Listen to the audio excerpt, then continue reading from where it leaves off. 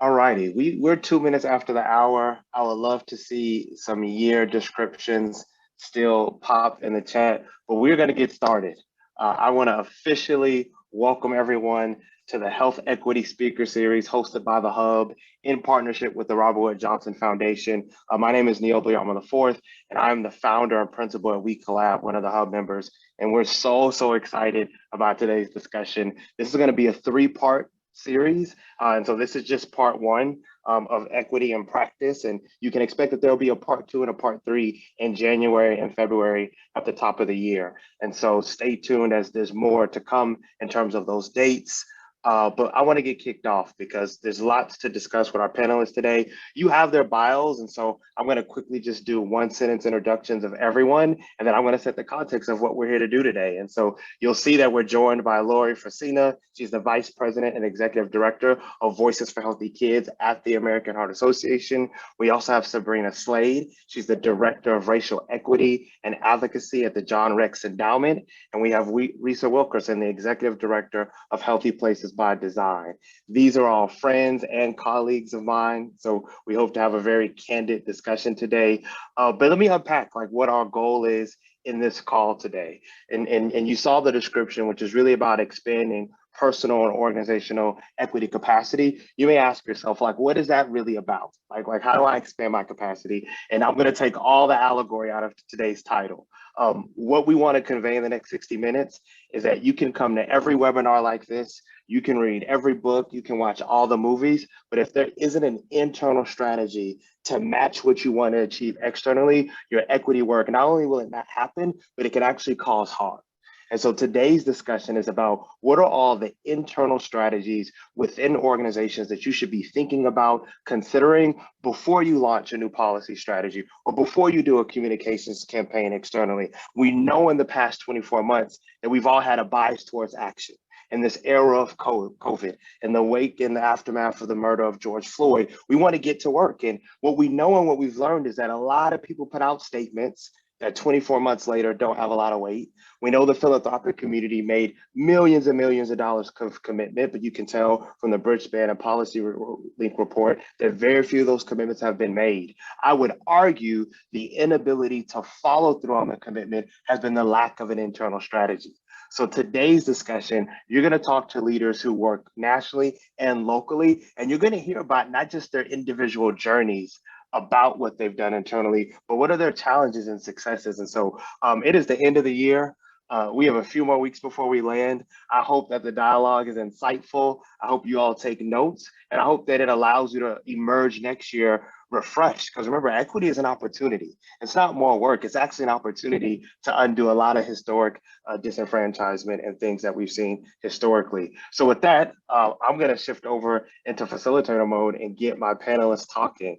And so, Lori, I'm going to start with you. I would love to know, how are you arriving in today's dialogue? Anything in your journey or history that allows you to be prepared in a discussion about the internal organizational practices around equity?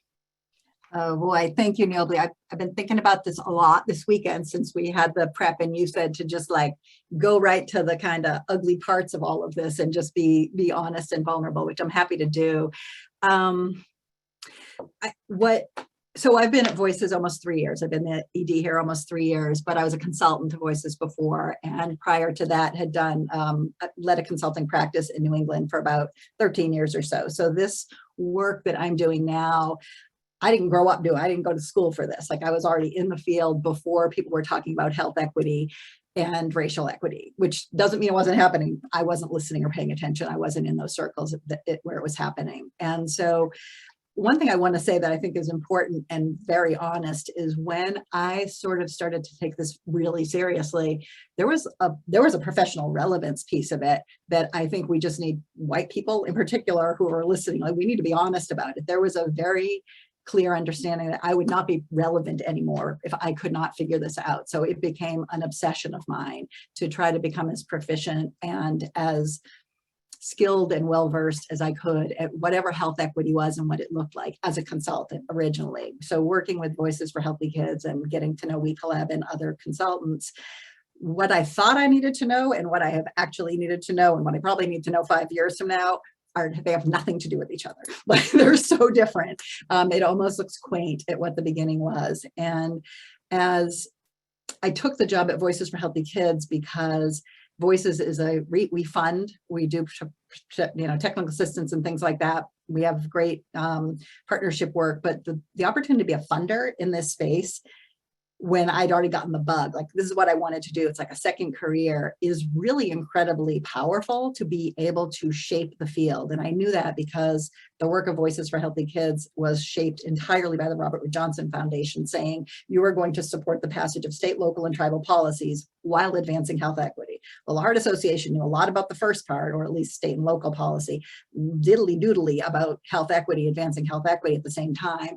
And so we've had to learn that. That to me, there's urgency around it. It's personal, like it aligns with my values, but honest to God, like what I have had to learn and unlearn as a manager, as somebody working within a gigantic national nonprofit that I have worked in one before. I had no desire to go back to one, but this opportunity made it appealing.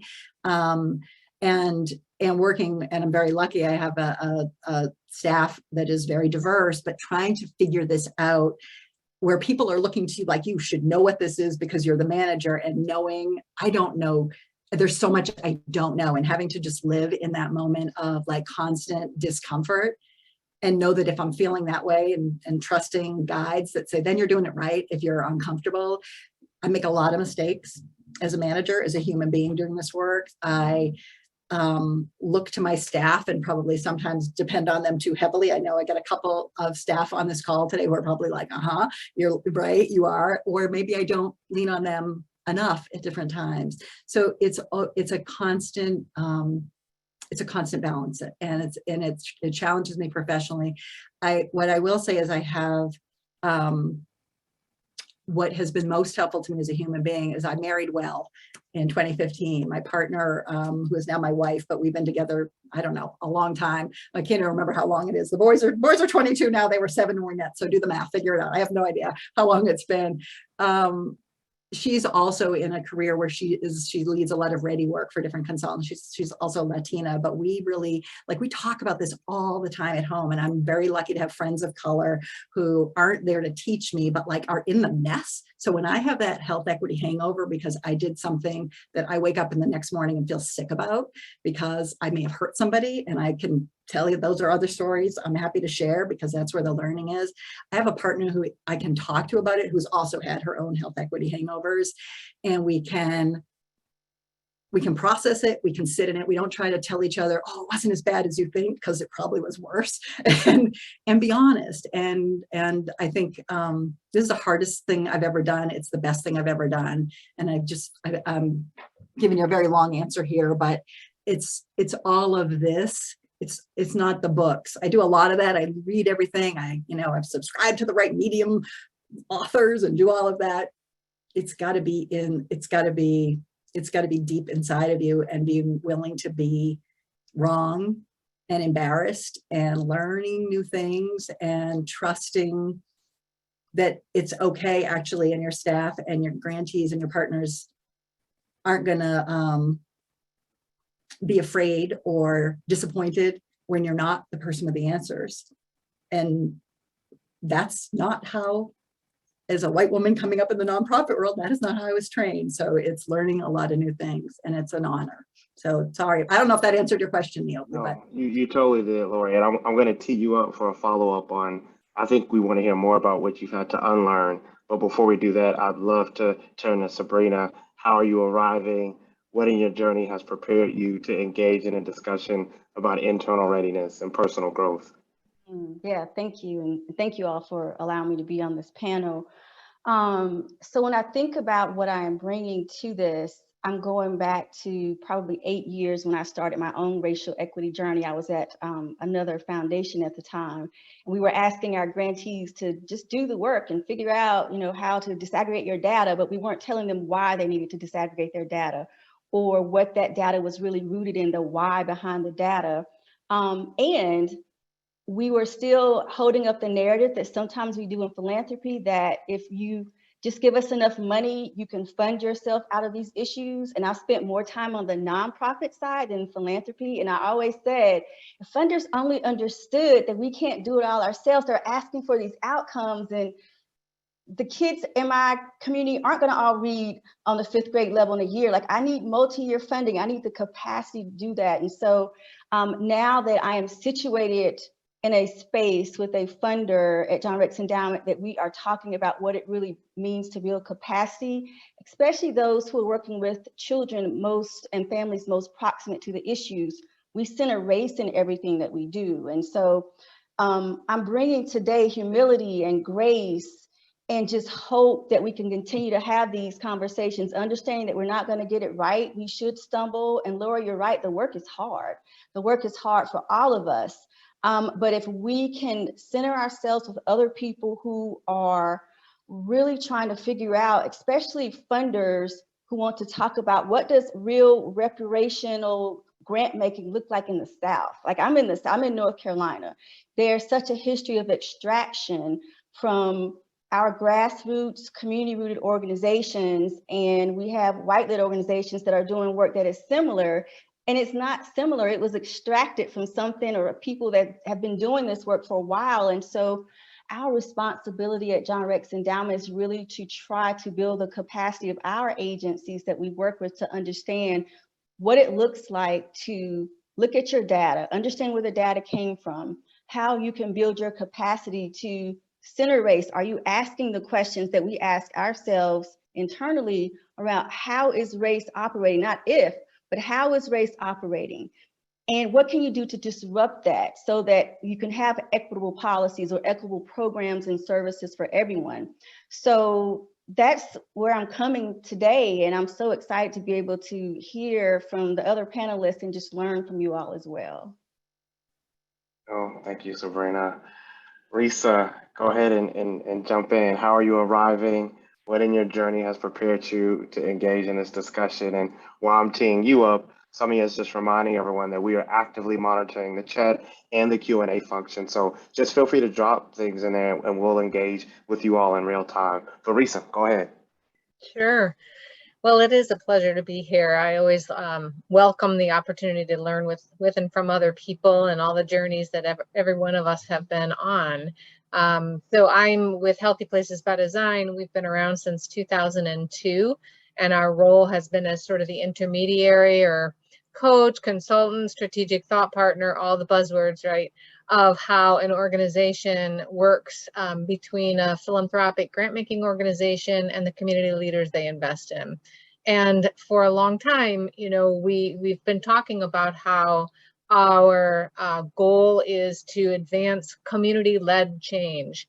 But early in the work, I wouldn't say it was true community-led change, right? There were still the local intermediaries that were between the funder and us, and then the actual on the ground advocates and change makers who wanted things to happen. That there was still, you know, a dynamic where there was a separation and a power dynamic.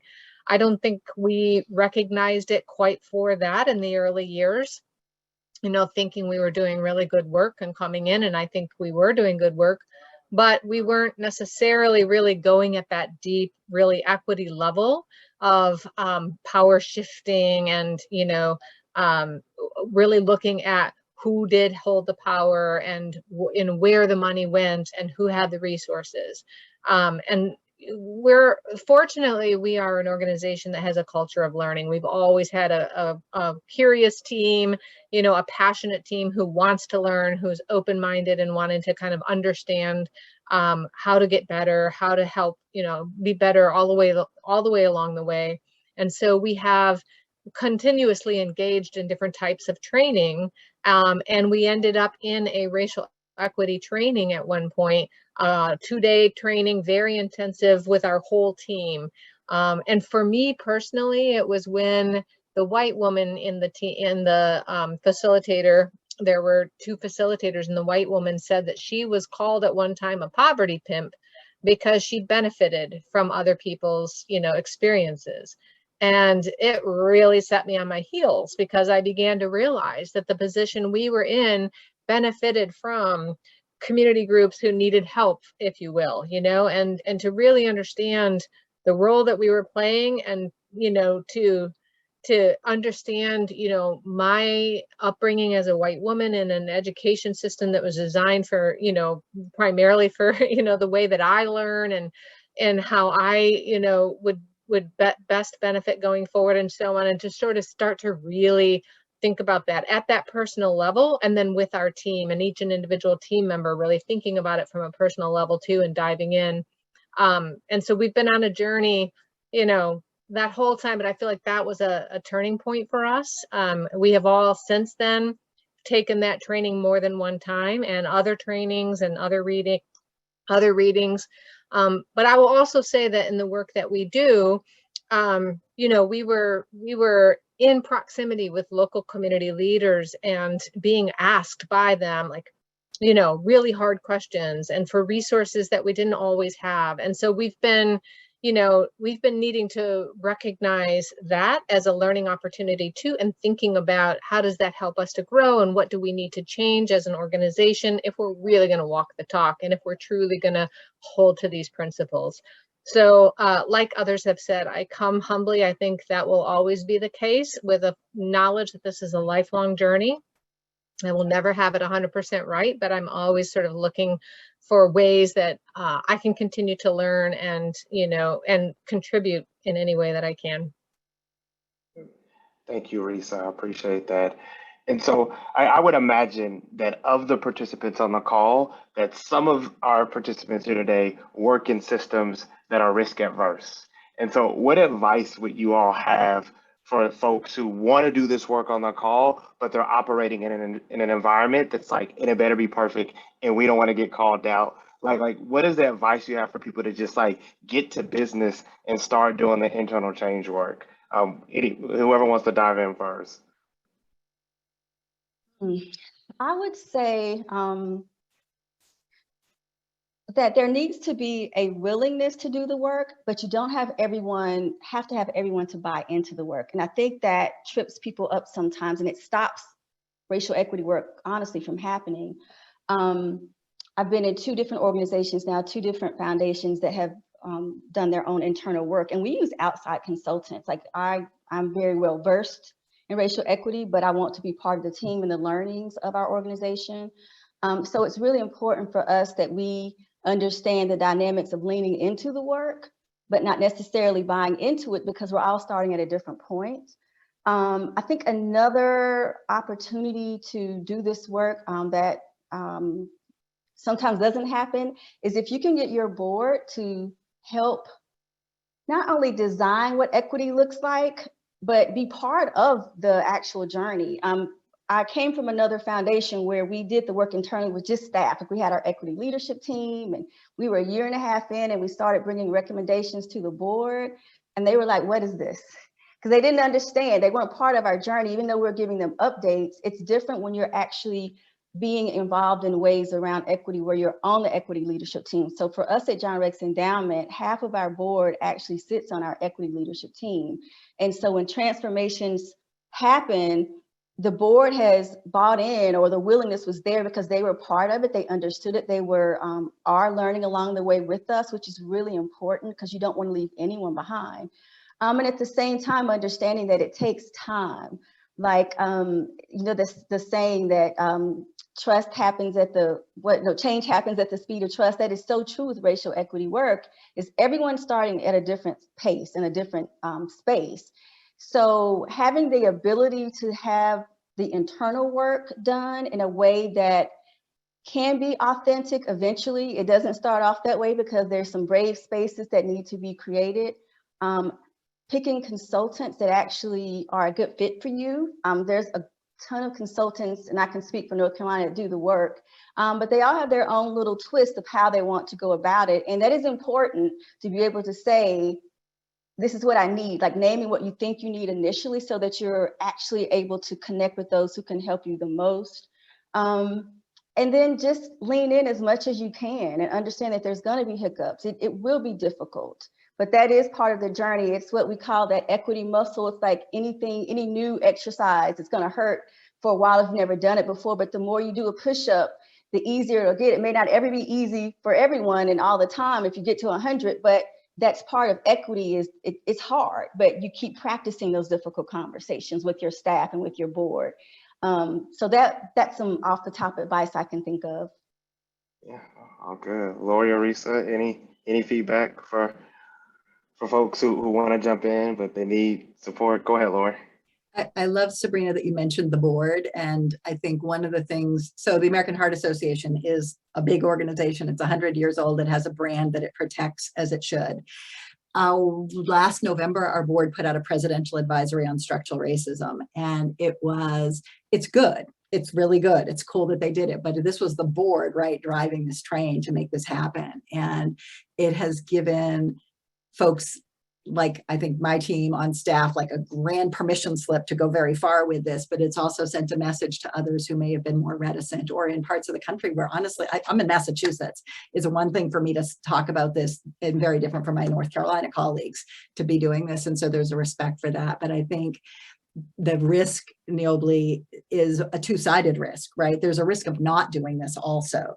And the data, so for the Heart Association, this was not the first volley in this. They had been doing a lot of work beforehand, but it was mostly because the data told them that unless we can do really important things about structural racism in health, we were never going to reach our goals around cardiovascular health. It's not possible to have reached the American Heart Association's goals, the forward goals, unless we were taking that on. And so they knew this. And then I think other things happening around it, the risk of not doing it is you're not going to meet your mission, not because it was the right thing. It was because it's like, this is the fact.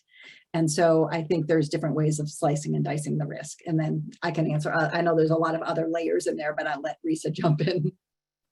Yeah, no, this is great because parts of what both of you have said were on my mind too. I think what you said at the end there, Lori, was what was on my mind. Like, what is it that we are committed to doing, and can we do it without investing?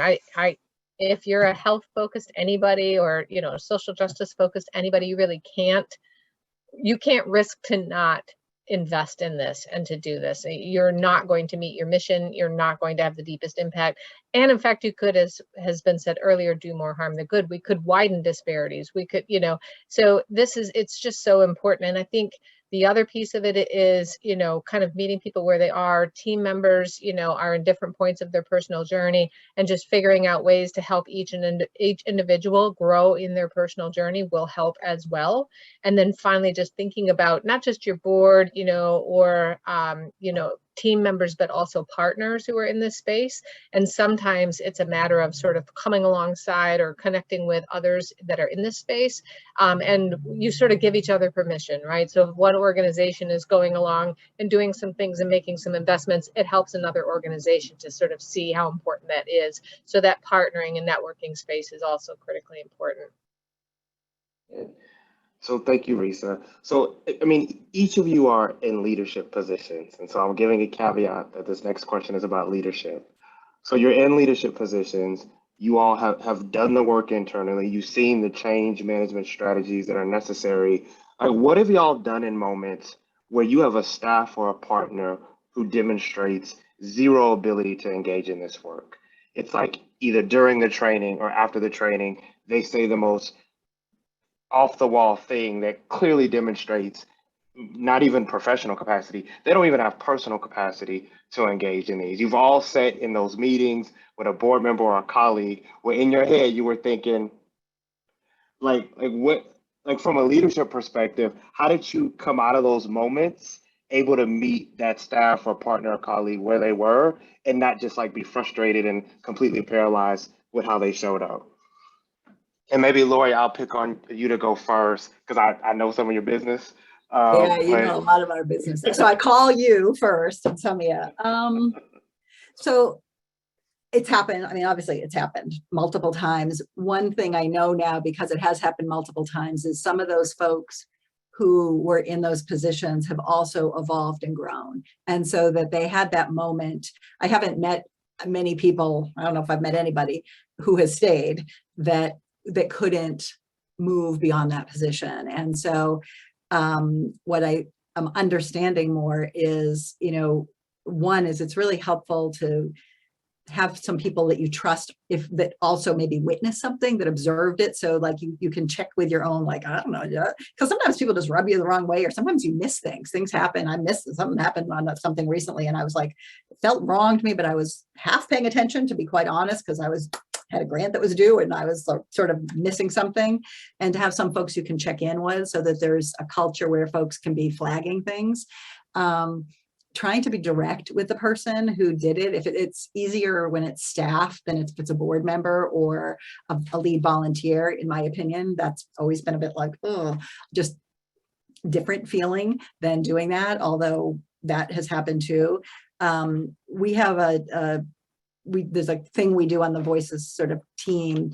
It's a culture, and I wish I could remember the gentleman who created it, but you guys might be familiar with it. But there's like this method where you talk about racism when something comes up, or microaggression, like you have a little spinach in your teeth, right? So how you give that information and how you receive that is the same as if somebody, like, you would be protecting you, like, oh, Sabrina, you got a little something here. You would know, like, oh my God, I'm embarrassed, you'd get it out. But you know, it wasn't like malicious. I wasn't attacking you to say that or make you feel bad. I had your back on this. We try to do that on our team with each other. It has its moments. I will say, Niiobli, and I think where I struggle with this the most is still getting to that clear as kind point, which is how we talk about it on our team. Like, people are still very uncomfortable being direct with whoever may have said something. So I hear a lot of things secondhand, which feels like hearsay. And that is, as a manager, it's risky. So we're in that weird middle place. So if it's somebody who is on my team and something's happening like that, I try to be really careful about getting as much information and trying for whoever observes something to be part of that conversation with that staff person. I'm happy to join it, but it gets into a dangerous sort of weird HR place too, right? If it's just hearsay. So there's those types of things to balance with it that can be really tricky, but we're trying to be clear as kind, right? Have words for talking about when we're noticing microaggressions or things like that. And we train, I mean, we spend a lot of money on training and coaching of our staff on Voices, and that won't stop. But at a certain point, it's like, but we've had a situation recently with two of our staff. They kind of bumped into something very legitimate where it was women of color and a white man on our staff were bumping into something, and we got them to work with one of our consultants together, and they did a couple sessions together because we had trust with this consultant. She's amazing. Lizzie Perez is her name, so I just can't say enough great things about her. She's worked with us for a while, and she worked with them together to kind of get to what their work differences or personality styles, but race was a part of it. It wasn't just the personality styles. Race compounded it. And so we have tools. We have to use our tools, and sometimes we forget to use our tools. Thank you. Sabrina, I know you were getting ready to answer, and then I'm going to actually pivot because we have questions that are starting to come in. So I'm going to direct the questions that I'm seeing. But Sabrina, I would love to hear what feedback you were going to share there. So similar to Lori, I think having the tools to be able to have those discussions is really important. I also feel like laying the groundwork for here are your organization's values around the way we even speak about race or about equity at the very beginning. And so it's not just the leaning in. It's like, are you going to speak a truth? Like, we have our little manifesto that we came up with our board about, like 5 things we will do at every meeting. We will start with I statements. I feel, or I think. It's not we, which is really helpful, especially if there are people of color there who have to sit and witness something. Because you're right, Lori, the microaggressions fly across the table and people wouldn't know if it hit them in the head. But sometimes my experience is different. And so while I am not going to take opportunities publicly to pull someone out and say, you did this, it was wrong, there are opportunities to pull people aside to give them a teachable moment so it won't happen again. And that's really important. That's part of the work. That's part of the difficult part of leaning in that way.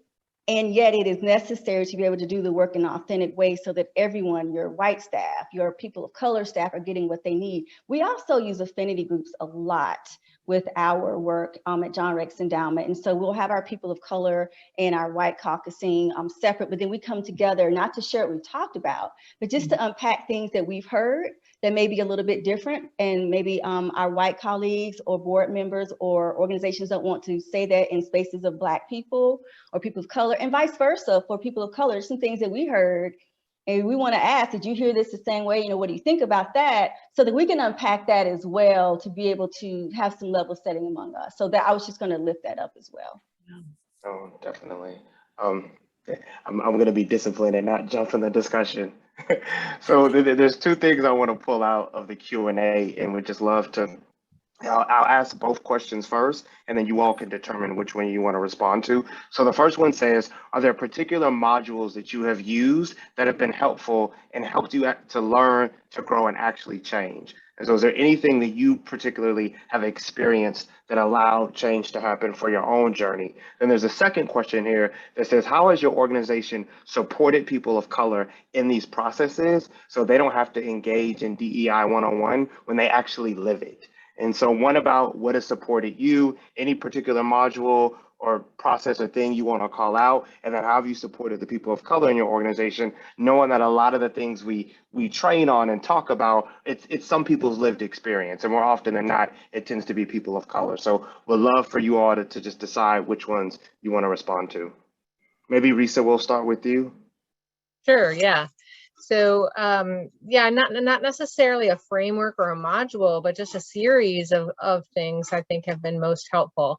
And so, you know, the REI training that I mentioned earlier was very significant for all of us. And of course, in the REI training, they do separate, you know, white people caucus and people of color caucus, so that you're avoiding that very thing that was, you know, asked about. And then just a whole series of things, you know, going on down. We had We-Collab come in and do an internal equity assessment for us and for our team. And that was a series of, you know, one-on-one interviews and some, you know, looking at our values and understanding our communication rhythms and styles and things, looking across at goals and having that external consultant come into your organization so that it is really not a single person in an organization where there's already dynamics at play, you know, talking about what needs to be done in the organization, but it's really somebody who's neutral, trusted, and so on. So those couple of things I think I would talk about. There's more we can say about supporting, you know, individual learning and staff team learning, personal growth, but I want to make some space for Sabrina and Lori. Well, I'll go. So I think this may answer both questions. Again, we've been on our journey internally at John Rex Endowment for a little over 2 years now. We do have internal consultants that work with us. So we developed our language that we want to use around race, racial equity, capacity. You build it, whatever the term is, our board was there right beside us along the way. After we did that, we created what we call our point of view. Actually, it's our racial equity commitment. It's a 4-page document it gives our through lines. So we developed along with our board, here is how we're going to operationalize the work at John Rex Endowment for every department, for our finance department, for communications, for our grant making. This was important because it held us accountable, it holds us accountable, and it also showed us that we need to change our mission. So we're actually looking at what we do and why we do the work we do, but it was good for us to lay it out that way because it helps us understand and be accountable to community and not ourselves as a funder that has the purse strings. Also within our commitment, which helps us operationalize racial equity, we are very specific about what the roles should be for our staff, both people of color and white staff and white board and people of color who are on our board. Is part of our commitment acknowledges the fact that there's a disproportionate amount of the burden of racial equity that is really put on people of color. Like we have to sit and experience and witness things that are sometimes harmful, or we are being re-traumatized at times, and yet we don't have that responsibility of teaching. And so having that level setting with our staff and board was really important. Also, our white staff and board did the reverse and talked about how that they have the responsibility of maintaining and creating a culture that is anti-racist. Again, this is going back to what Risa talked about with REI, which is Racial Equity Institute we have here in Greensboro. Everybody went through training, right? But you can't train yourself out of being racist or being there's the work that needs to be done after all the books and the trainings. And so we ourselves figured out what it meant for us to center race and have our manifesto, so to speak. And it's really our guidance, our playbook of how we operationalize racial equity and health equity so that we can show up the right way for our partners in the community. Thank you, Sabrina. Lori, you want to jump in? I love all of that. I think I'm thinking about the bottom question in terms of how we support people of color in these processes. So, and I love the question, so they don't have to engage in DEI 101 when they live it. So we try to do a couple different things. I mean, we definitely offer training and it's non-negotiable that all of our staff participate in training and coaching, like as a full group. There's only 22 or 25 of us. It's not like a bazillion people, but we do it as a group. We do it as functional teams, and then everybody has individual coaching. And I think that individual coaching, that investment has been particularly valuable for our staff of color who get, there's a release valve there. That's a place where they can really be heard in different sorts of ways that I think is meaningful and important. The Heart Association advocacy team staff, the Black advocacy staff, started their own affinity group, and they meet with the senior most managers, which I thought was a great, that was self-decided. And at the Heart Association, I think in the larger organization, they've been working now with McKinsey, and they've got fellows programs for African-American staff, Latinx staff, and now Asian Pacific Islander staff. I don't know anything about them. They've just started, but I think they're making those investments. I think the most important thing is, and April Wallace, I think, is still on the call today, and she leads our equity work for Voices for Healthy Kids, is if you have folks on the team who can start to trust what you mean about the kind of culture you're building, that they can then say to you, Sabrina, sort of to your point, like, I can't do this today. I can't, April, I'm sorry, forgive me because I'm going to out you on something, but it was so important when you did it. But when not long after the murder of George Floyd, we were doing full group, debrief conversations on our Friday calls. And the first one went really well, and it was going to happen. Something else had happened like 3 weeks later, and it came up, and April reached out and said, I can't do this. Like, she saw it on the agenda. She's like, I can't do this, and explained honestly why. And we did not end up doing it. But if April hadn't said anything, if she hadn't wanted to shape the culture and take that risk, because we didn't really know each other that well, we would have gone through with it. It would have been harmful to people of color, and the white people on the call would have thought they were doing something wonderful. You know what I mean? So it's like having that trust build up and maintaining that trust. It's a game changer, but it's human. It's really human, and you can screw it up really fast. Oh, thank you for that, Lori. I mean, I also just want to mention, I want to call out intersectionality, because what all of you all touched on is like, here's the dynamic of people of color and dominant culture. And we know that there's other things at play, like, gender preference, orientation, class, economic, but you can't really see those things. But like, race is immediate. Like, if you're in a room and someone says something that is identified with dominant culture behavior, people of color are going to see that, and you can see their reaction, and vice versa when people of color may be explaining something. So I just want to call out that it is intersectional and it's deeper, but you can't see my socioeconomic status. You can make judgments on it, and even sometimes race and ethnicity are perceived, but you may not be able to see my religious affiliation. So intersectionality is real, but often the beginning of the internal, let me emphasize the beginning. If your organization is on the beginning of this work, it is going to fall along the color line for all the obvious reasons, that history and, that there's not a mainstream vehicle. So I just want to kind of call that out as I hear some of the discussion. I can imagine some of our guests are like, well, why do y'all keep referencing that? It's because it's the one that's the most obvious. So that was my long way of saying that. And so I guess another question, just kind of in this, it's not just leadership, but, I asked how you all responded to what you've seen someone else do. I want to flip the discussion. How have you responded when you may have dropped the ball in this work? and not even just drop the ball? How have you responded when you wanted to do more than what you were capable of in that moment?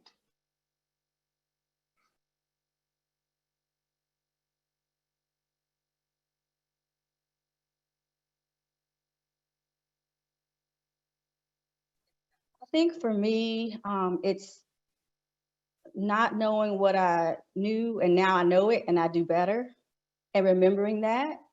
Also giving myself grace that they're in philanthropy, which can be very toxic. It's the reckoning that I had to have with myself as a Black woman in philanthropy. We are a very small percentage of people in leadership positions in this country. And working with community and yet being of community. And so when I'm sitting in conversations with my grantees or even with my board, sometimes I feel like they're speaking or I'm speaking in third person. Like I too am the person who is the recipient of all of these dollars that are going out the door. And so I think I have to remember that that is an important piece of who I am. That's how I show up. That's my orientation to the work and me as a Black woman in the work.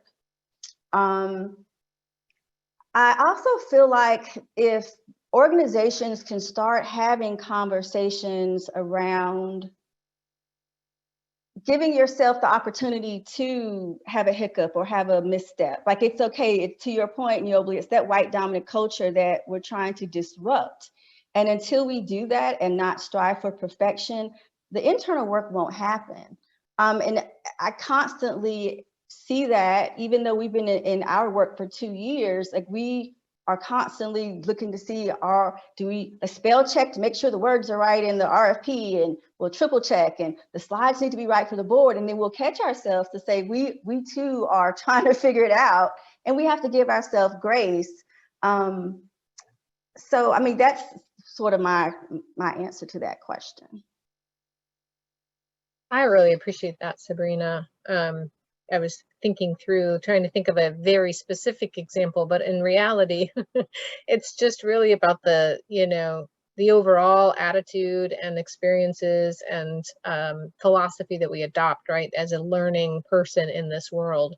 And, the white dominant culture thing is so real. That was actually a focus in one of our retreats, was to really learn all of the sort of things that are affiliated with white dominant culture, and then to reflect on, as an organization, how many of those things are very prevalent, almost all of them, because we have historically been a white-led, white dominant organization. Though small, it's still very prevalent. And so, for example, relying on the written word is another great big one that we do, and that's perfectionism that you talk about.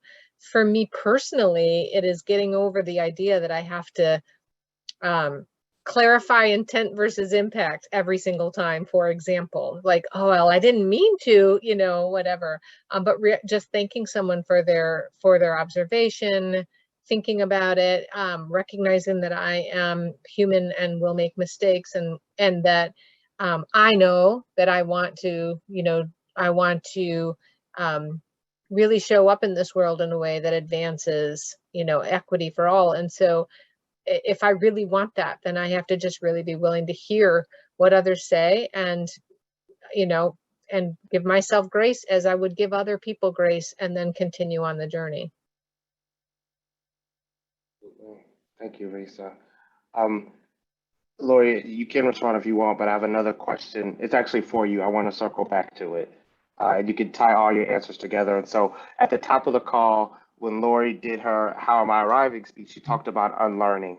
And I would love if everyone could call out specifically either what you unlearned, what your organization needed to unlearn, what you're still unlearning. But as I said in the chat, like we come with all the strategies, all the action, here are all the tools, but let's spend some time talking about like, what do we just stop doing? Because it's just malpractice for our equity strategies.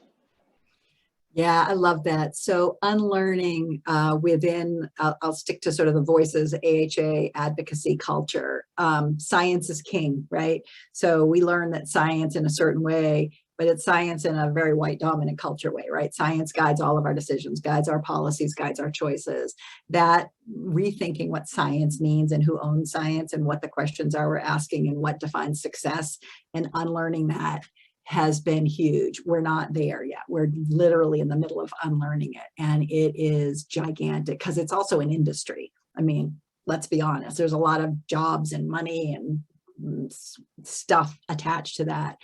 Organizing, I come from, I always thought I was a grassroots person until I started learning about equity. And I'm like, oh, I'm actually not a grassroots person. I don't know what I am, but I'm not an organizer in the sense that I thought I was an organizer. And so the model that I think sort of traditional public health advocacy brought to organizing and grassroots, unlearning that and starting to prioritize the value of one of our Indigenous consultants called it visiting, right? Value of visiting and just spending time and listening and having an asset frame and a community first approach. It's completely not what we were trained to think about when we were doing this particular work.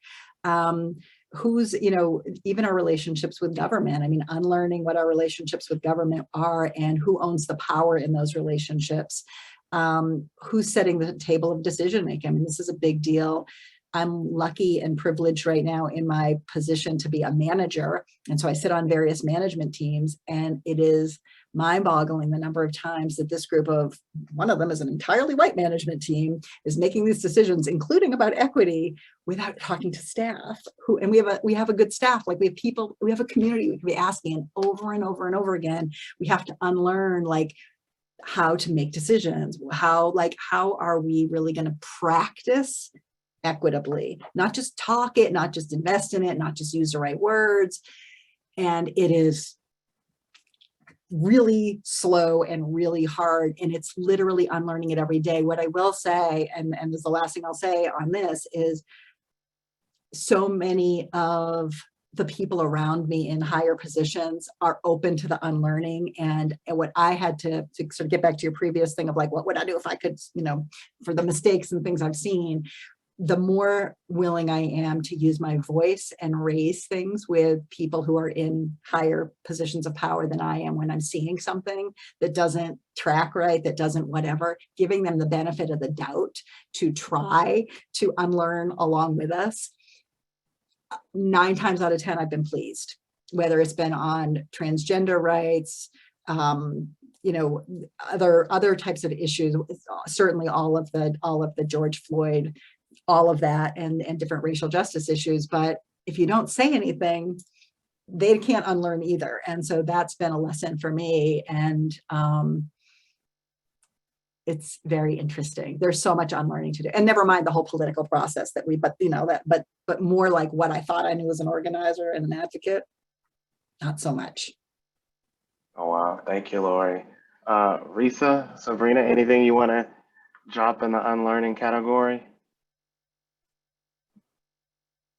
Everything. It's just like, I don't even know where to begin, you know. I think when we, you know, back to the Racial Equity Institute training, it opened my eyes to sort of the false myths that I had been clinging to in terms of my own identity, my own success, like what led to my success, that, you know, I was my hard work, whatever it was. While that's true, there was so much more, right? So everything from that all the way through to what it means to be an organization that is really advocating for health and well-being for all people, and how does that actually, you know, go through.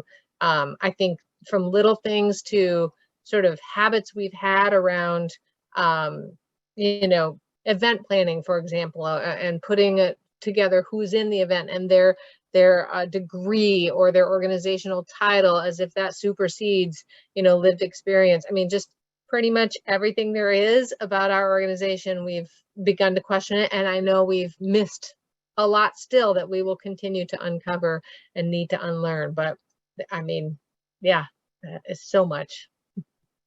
Awesome. So this will be my last question. And then so if the participants have something you want to drop in the chat or Q&A, we may be able to get to it after this.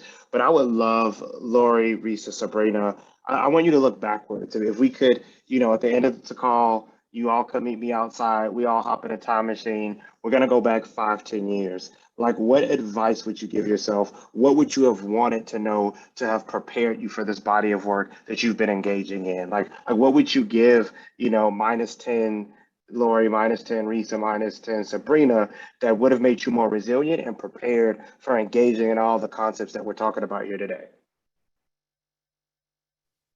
I think I would have given myself permission to speak up earlier when I saw things that weren't going right. I would give myself permission to quickly and learn what philanthropy has taught me a good program officer should ask, the questions we should ask, way back in the day when I was a program officer. And even a little bit of the unlearning is just coming to terms with a lot of what, in particular philanthropy, we're asking agencies to do is not even feasible. That we really should try to figure out with agencies how to center the voices of those most proximate. And honestly, that means just getting money to community, that not going through any red tape or anything. If that would be my dream, if we could meet the parking lots, how do we do that? Like, I wish I would have worked on that earlier.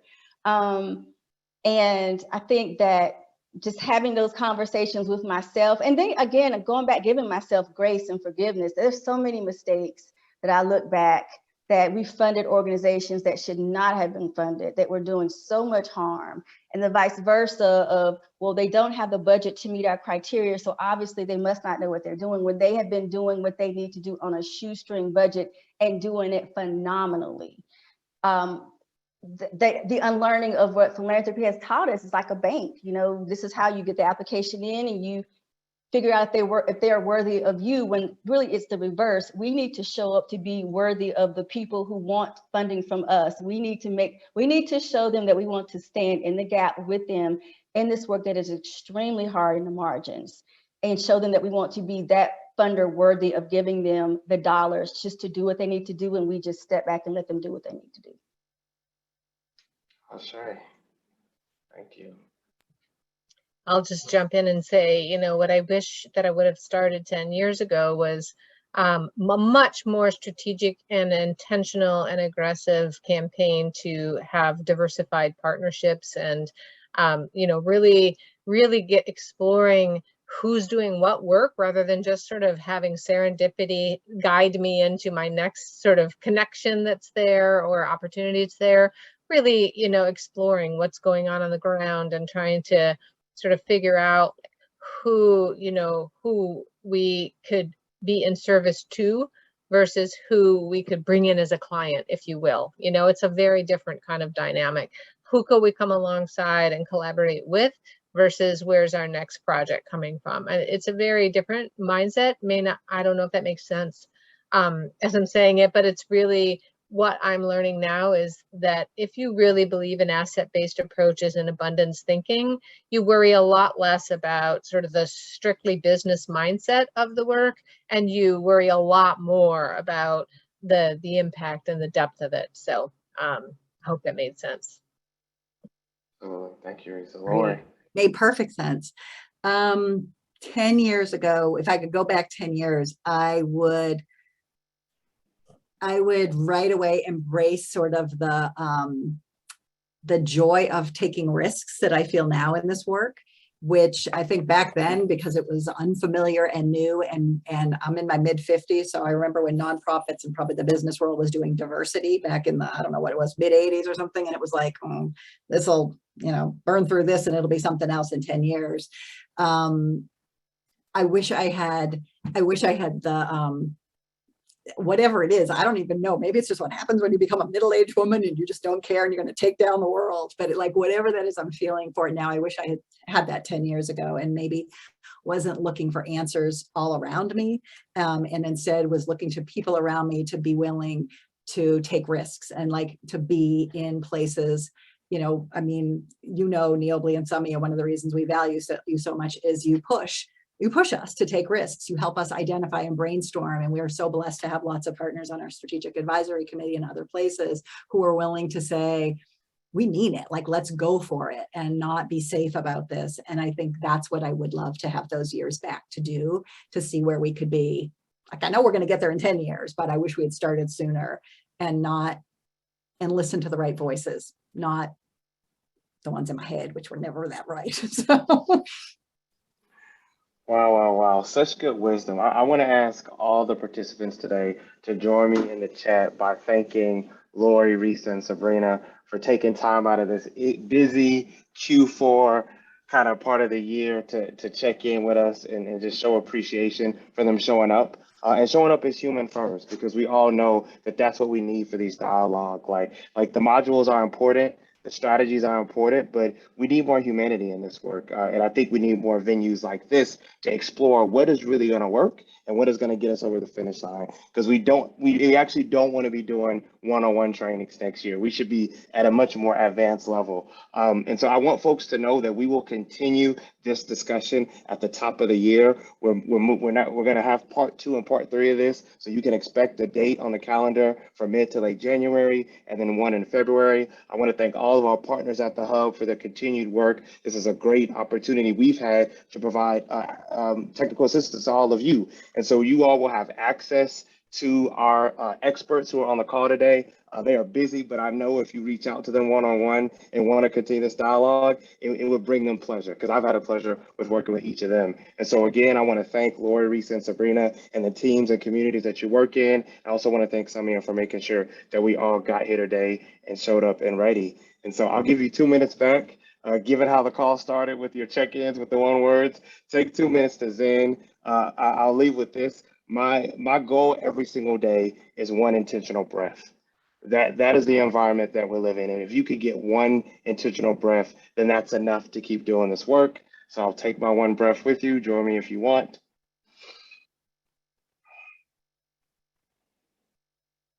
And with that said, y'all have a great holiday. Thank you all for tuning in, and good luck on your work.